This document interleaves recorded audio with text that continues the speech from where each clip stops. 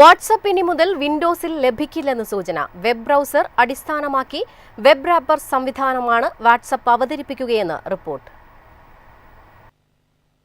നമ്മളിൽ മിക്കവരും കമ്പ്യൂട്ടറുകളിൽ വാട്സാപ്പ് ഉപയോഗിക്കാൻ വിൻഡോസിനെയാണ് ആശ്രയിക്കാറുള്ളത്. ആ വിൻഡോസ് വേർഷന്റെ പ്രവർത്തനം അവസാനിപ്പിക്കാൻ ഒരുങ്ങുകയാണ് വാട്സാപ്പ് എന്നാണ് പുതിയ വിവരം. ഇതിനു പകരം വെബ് ബ്രൗസർ അടിസ്ഥാനമാക്കി വെബ് റാപ്പർ സംവിധാനമാണ് വാട്സാപ്പ് അവതരിപ്പിക്കുകയെന്നാണ് റിപ്പോർട്ട്. മെറ്റയുടെ ഉടമസ്ഥതയിലുള്ള ഇൻസ്റ്റന്റ് മെസ്സേജിംഗ് പ്ലാറ്റ്ഫോമായ വാട്സാപ്പിൽ Android, iOS, iPadOS, macOS, Wear OS, Windows എന്നിവയുൾപ്പെടെ വിവിധ പ്ലാറ്റ്ഫോമുകൾക്കായി പ്രത്യേക ആപ്ലിക്കേഷനുകളാണ് ഇതുവരെ ഉപയോഗിച്ചിരുന്നത്.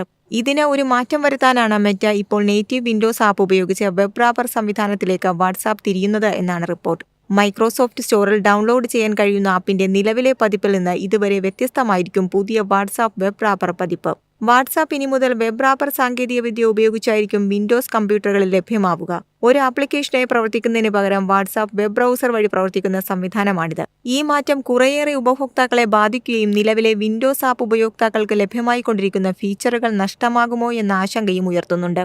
നിലവിലെ വിൻഡോസ് ആപ്പിനേക്കാൾ 30% വരെ കൂടുതൽ റാം പുതിയ വെബ് വെർഷന് വേണ്ടിവരും എന്നാണ് ആദ്യ പോരായ്മ. ഒപ്പം തന്നെ വെബ് വെർഷൻ ഡെസ്ക്ടോപ്പ് ആപ്പിനേക്കാൾ വേഗം കുറഞ്ഞതാകാനും സാധ്യതയുണ്ട്. ബ്രൗസറിൽ പ്രവർത്തിക്കുമ്പോൾ റെൻഡറിംഗ്, GPU, നെറ്റ്വർക്കിംഗ് തുടങ്ങി നിരവധി സബ് പ്രോസസ്സുകൾ ഒരേ സമയം പ്രവർത്തിക്കേണ്ടി വരും. ഇത് കമ്പ്യൂട്ടറിന്റെ സ്പീഡിനെ കാര്യമായി ബാധിക്കും. വ്യത്യസ്തമായ രീതിയിലായിരിക്കും വെബ് റാപ്പറിൽ നിന്നുള്ള നോട്ടിഫിക്കേഷനുകൾ ഉപഭോക്താക്കളിൽ എത്തുക. News desk, MyFin TV.